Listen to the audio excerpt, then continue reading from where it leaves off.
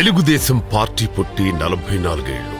ఈ 4 దశాబ్దాలలో పార్టీలో ఎన్నో సంక్షోభాలు, సవాళ్లు అయినప్పటికీ ఇంత బలంగా ఉందంటే దానికి కారణం కార్యకర్తలు.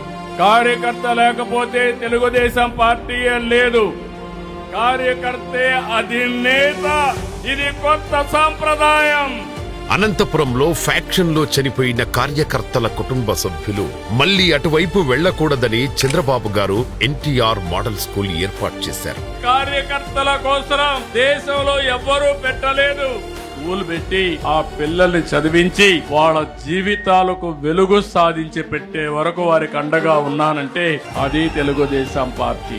ఇక లోకేష్ గారైతే తెలుగుదేశం పార్టీ కార్యకర్తలను, నేతలను తన సొంత కుటుంబ సభ్యుల్లా భావిస్తారు.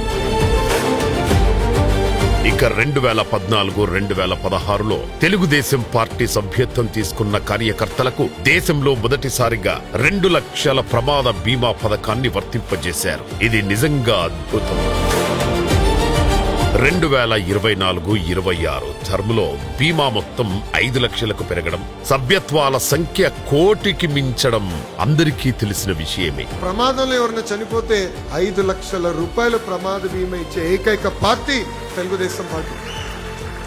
కార్యకర్తల సంక్షేమం కోసం ఇప్పటికీ 160 కోట్ల రూపాయలు ఖర్చు పెట్టిన పార్టీ తెలుగుదేశం పార్టీ. పార్టీకి కార్యకర్తలే బలమని, వారి శ్రమను ఎప్పటికీ విస్మరించబోమని ఎప్పుడూ చెబుతూ ఉండే లోకేష్ గారు పార్టీ పర్యవేక్షణ కోసం మై టీడీపీ యాప్ ను సమర్థవంతంగా వాడుతున్నారు. ఈ యాప్ ద్వారా క్షేత్రస్థాయిలో ఏ కార్యకర్త చురుగ్గా ఉన్నారో, ఏ బూత్ స్థాయిలో పార్టీ బలహీనంగా ఉందో డేటా రూపంలో విశ్లేషిస్తున్నారు.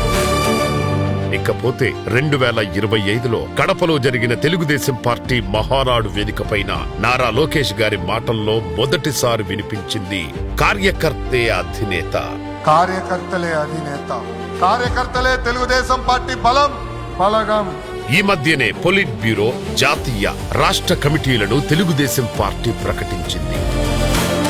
కార్యకర్తే పార్టీకి అధినేత అన్న వినూత్న ఆలోచనలతో పార్టీని తిరుగులేని సైన్యంగా తీర్చిదిద్దుతున్న మంత్రి లోకేష్ కు టీడీపీ నేషనల్ వర్కింగ్ ప్రెసిడెంట్ గా బాధ్యతలు అప్పజెప్పింది. భవిష్యత్తులో పార్టీ నమోదు చేసే విజయాలకు ఇది శుభసూచకం.